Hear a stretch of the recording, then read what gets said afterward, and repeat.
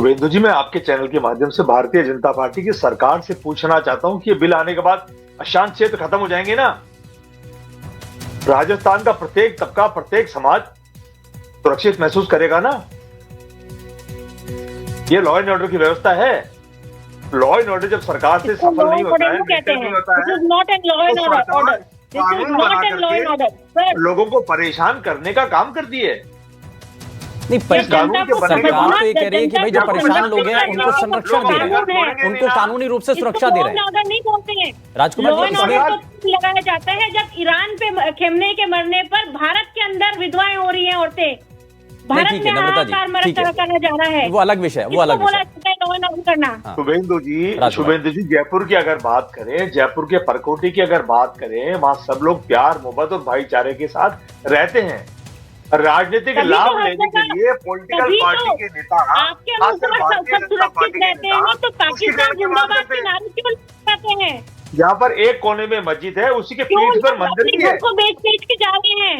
उसी चौराहे के ऊपर मुस्लिम समाज के नौजवान बैठ के ताश खेलते हैं और साथ में हिंदू समाज के भी ताश खेलते हैं। अपने घर को रातों रात वहाँ पलायन किया जा रहा था।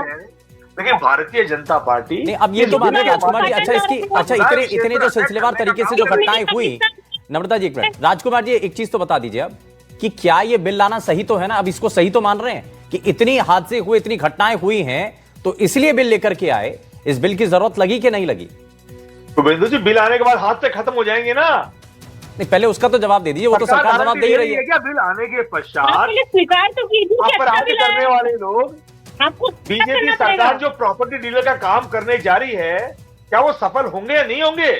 मैं फिर कह रहा हूँ, कानून व्यवस्था बनाए सरकार चाहे किसी की हो, सरकार क्यों नहीं है?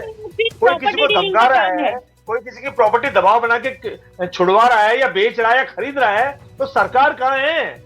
पुलिस कहाँ है? उस वक्त कलेक्टर साहब कहाँ जाते हैं? या ये बिल बनने के बाद कलेक्टर साहब एक्टिव होंगे, एसडीएम साहब एक्टिव होंगे, एसपी साहब एक्टिव होंगे, और जब अगर बिल नहीं आएगा तो एसपी साहब आंखें मूंद के बैठे रहेंगे, कलेक्टर साहब आंखें मूंद के बैठे रहेंगे क्या? इंस्पेक्टर राज बढ़ेगा, लोगों को रिश्वत और देनी पड़ेगी। यही तो कहा जा रहा है कि भाई जब पहले ऐसी घटनाएं होती थी तब कहां गई थी सरकार? तब क्यों नहीं पलायन जब हो रहा था उनको क्यों नहीं रोका गया? इतने लोग पलायन कर गए। राजकुमार जी, मैं यही कह रहा हूं शुभेंदु जी, ये सरकार की जिम्मेदारी है। सरकार कोई भी हो, कोई भी, जब पहले नहीं हो पाया तो अब कैसे हो जाएगा? किसी भी शहर में रहता हूं, किसी भी विधानसभा क्षेत्र में रहता हूं, किसी भी समुदाय विशेष का हो, वो किसी के दबाव में पलायन नहीं करना चाहिए। वो अपनी खुशी से अपना गांव शहर छोड़कर जाता है, अन्य जगह जाता है, कोई परहेज नहीं है। और लेकिन किसी समुदाय विशेष का नाम भी नहीं है, कोई जिक्र नहीं है। इसमें तो ये कहा गया है कि भाई जो प्रताड़ित लोग हैं सिर्फ उनको संरक्षण दिया जाएगा और उसी एरिया को जो है वो डिस्टर्ब एरिया माना जाएगा। शुभेंदु जी, आप तो पत्रकार हैं और हम पॉलिटिकल लोग हैं। ये भारतीय जनता पार्टी को हम जानते हैं, इनका तीर जाता गया है, इनका तीर लगता गया है, इनका टारगेट कौन है?